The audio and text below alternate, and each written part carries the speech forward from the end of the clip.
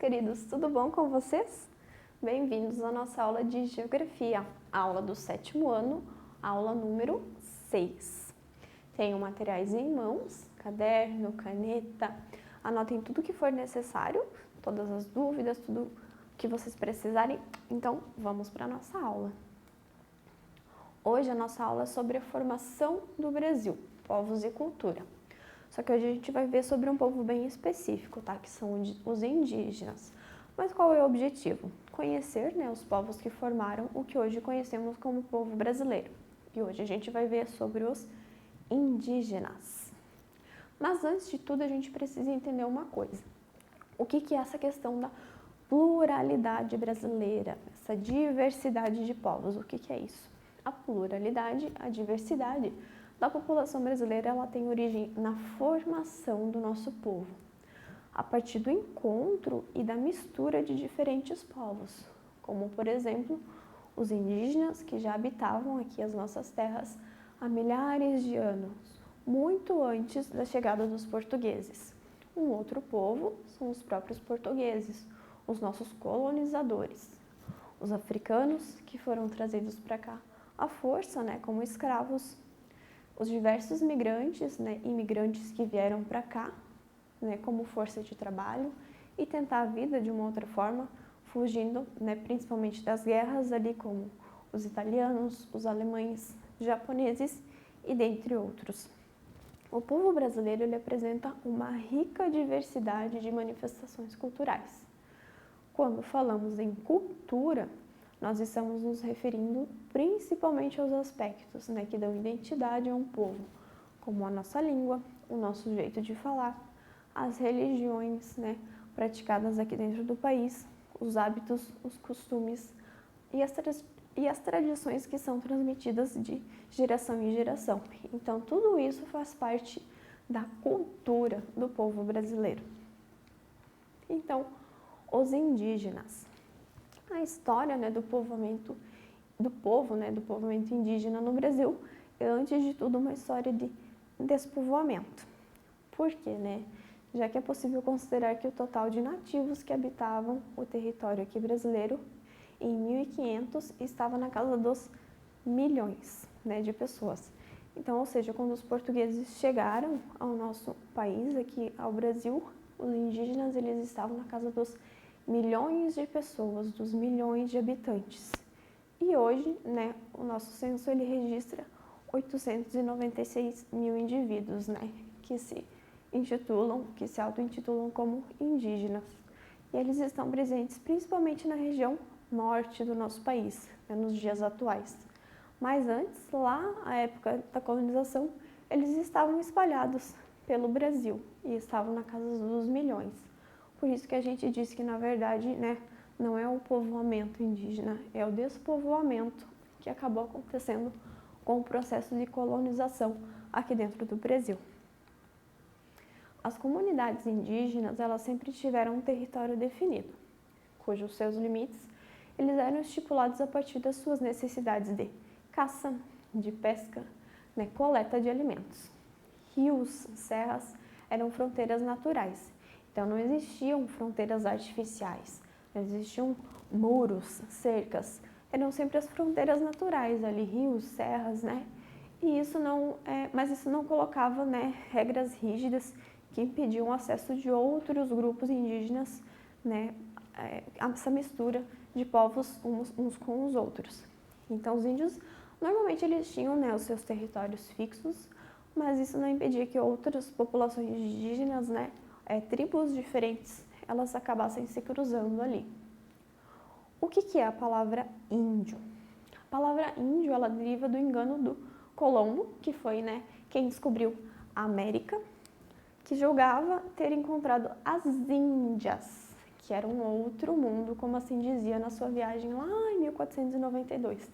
Então, a época de grandes descobertas, grandes navegações, Colombo, né, quando chegou na América, isso não inclui aqui o Brasil, é a América ali, a América Central, ele julgou ter chegado nas Índias, que era a região oriental do mundo.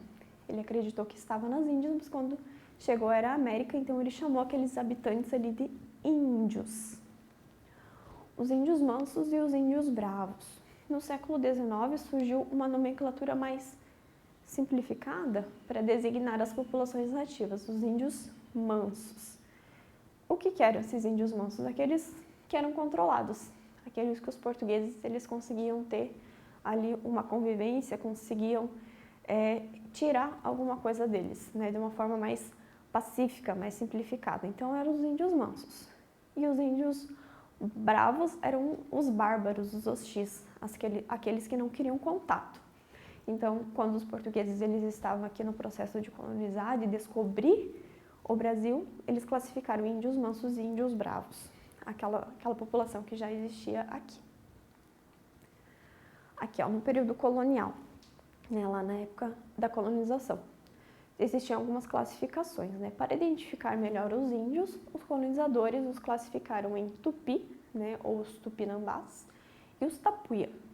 Os tupis eram os povos que, pela semelhança da língua e dos costumes, predominavam no litoral no século XVI. Então, aqueles índios que os portugueses julgavam que eram parecidos, né, por questão de língua ali, ouvindo, eles acreditavam que era uma língua parecida, os costumes que eles tinham também eram parecidos, e eles estavam principalmente na região litorânea do Brasil. Então, esses eram os tupis. Os tapuias são os outros grupos, né? Os que não se encaixavam nos tupis, eles eram automaticamente jogados como tapuias, né? Os que não falavam a língua que os jesuítas chamavam de língua geral, ou, né, a língua mais usada aqui no litoral do Brasil. Portanto, nunca houve um grupo cultural, linguístico tapuia. Esse é um vocábulo tupi utilizado para designar povos de outros troncos ou famílias linguísticas, né? Ou seja, foram principalmente os jesuítas, aqueles que vieram para catequizar os índios, né? Que eles tiveram ali mais contato, né, com essa população indígena. Então, eles acabaram classificando em tupis, né, aqueles que falavam e agiam de forma semelhante, e todos os outros que eram diferentes eram os tapuias. Só que esse grupo tapuia nunca existiu. Essa classificação foi muito importante para o registro das informações sobre os índios, né, produzidos pelos portugueses, franceses e outros europeus. Sem os relatórios desses colonizadores, né, e as crônicas, né, que eram ali os textos escritos, né, que os viajantes escreviam, a correspondência dos judeus, né, e a gramática da língua geral e outras línguas, quase nada se poderia saber sobre os índios nativos e a sua cultura e a sua história. Então, todos esses fatores foram importantes para que se conhecesse quem era aquele povo original aqui do Brasil. Hoje, além do português, né, que é o idioma oficial dentro do nosso país, se falam cerca de 180 línguas indígenas. Então, muitos, né, desses indígenas, desses povos, ainda mantêm a cultura da língua. A classificação hoje, né, dos indígenas, como que ela acontece? De acordo com o censo do IBGE, o último censo de 2010, existem 305 grupos étnicos no Brasil. Dentre eles, há 2 troncos principais. Então, a partir desses 2 grupos, a gente tem todos os outros, que são o Macro-G, que incluem os grupos Bororô, Guató, G, Carajá, Krenak, Maxacali, Ofaiê, Ikbanasca e Iatê. São nomenclaturas diferentes, né? É uma outra língua, mas são esses que estão dentro um desses principais grupos, que é o Macro-G. Então, todos esses estão dentro do grupo Macro-G aqui. E os tupis, né? Que eram já aqueles que haviam sido classificados na época colonial. Estão todos esses outros aqui. Aquiquém, Auiti, Juruna, Maué, Mondé, Munduruku, Purobá, Ramaramá, Tupari e Tupi-Guarani. Que acho que esse último aqui é o que a maioria de nós conhece ou já ouviu falar, né? Aqui no mapa nós temos a distribuição indígena no Brasil atualmente. Então, ó, onde estão localizados os maiores grupos indígenas? Aqui, ó, onde a gente tem aqui em verde, ó, mais de 80 mil. Então, é na região aqui norte do Brasil, aqui na região do Amazonas. Eles ainda estão mais concentrados ali naquela região. Aqui em amarelo é onde a gente tem o menor número de indígenas. Então, é aqui no centro do Brasil, mais ali bem no extremo, ali no Amapá. E aqui nos outros a gente tem uma distribuição mais ou menos igual, assim. Vai de 10 a 20 mil, de 20 a 40, de 40 a 80 mil. Então, os extremos são o verde, é onde a gente tem mais índios, onde a gente tem uma localização maior, que continua sendo aqui no Amazonas. E a menor localização é onde a gente tem em amarelo daí, tá? Aqui, ó, municípios com a maior quantidade de indígenas, que estão aqui localizados no território do Amazonas. Os costumes e os modos de vida dos indígenas. Como a cultura indígena ela é bem diversa, cada etnia, né, cada tribo, ela tem seus próprios hábitos e um jeito de se relacionar, né, com o mundo em que eles estão inseridos. Assim, muitas tribos compartilham modos de vida, rituais e uma organização social semelhante. Então, apesar deles serem diferentes, ainda assim, alguns pontos a gente pode ter em comum. De modo geral, tá? Os índios, eles vivem em habitações coletivas, né, compartilhando ocas ou malocas, que são aquelas construções de palha, né, bem grandes que com certeza vocês já devem ter visto, observado em filmes ou na TV, né, em mídias em geral, que elas não têm divisão, né? É um grande território, digamos assim, né? Uma grande construção e ali dentro várias famílias vivem juntas. Eles vivem da caça, da colheita, da pesca, praticam alguma agricultura, né? Sobretudo coisas que eles possam plantar, né? Como mandioca, cultivam algumas hortaliças ali. Em geral é isso, é caça, pesca e alguma coisa de agricultura. A divisão do trabalho, ela é por gênero, né? Aos homens as atividades primárias, né? E a mulher é o trabalho agrícola. Então o homem ele caça, pesca, a mulher ela fica em casa, né? E faz as atividades mais agrícolas.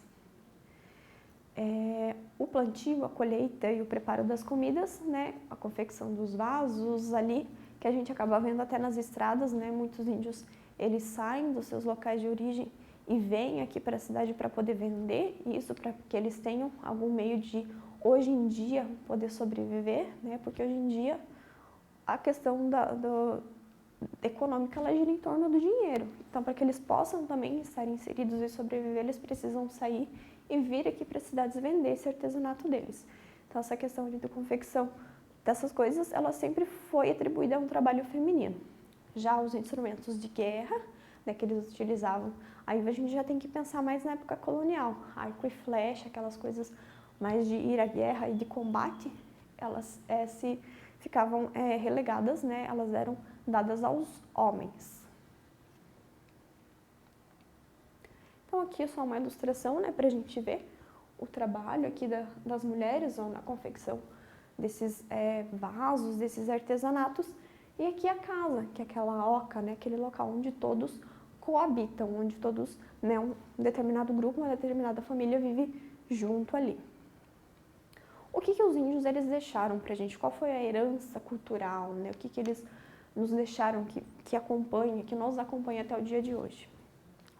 O povo brasileiro tem vários costumes herdados lá dos indígenas, entre eles o uso da rede. Eu acho que todo mundo aqui tem uma rede em casa. No domingão ali, depois do almoço, deita lá na rede e tira aquele cochilão. Então a rede vem dos indígenas. A utilização do milho, da mandioca, do guaraná, né, e alguns frutos nativos aqui do Brasil.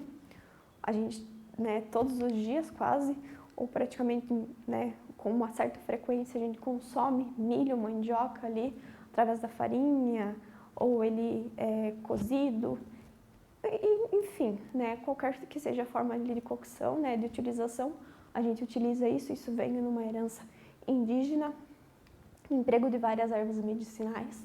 Os índios, eles utilizavam muito a natureza, né, eles acreditavam que a natureza era o deus deles, então essa natureza ela fornecia, né, tanto o alimento quanto o medicamento para eles, técnicas de fabricação de canoas, jangadas, né, como utilizar palha e o cipó, né, na construção de alguns artefatos, a queimada de roças, né, se fazer um novo plantio.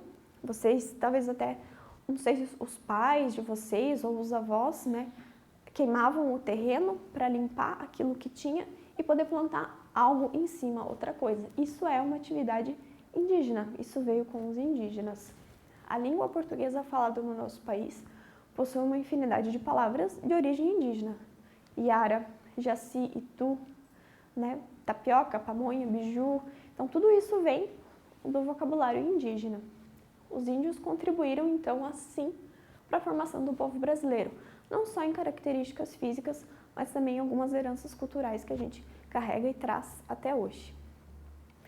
Então é isso, pessoal. Não deixem de fazer as atividades, não deixem de revisar os slides, não deixem de assistir novamente essa aula, que aqui tem tudo o que vocês precisam para responder as questões, responder as atividades, ok? Então até a nossa próxima aula. Tchau, tchau!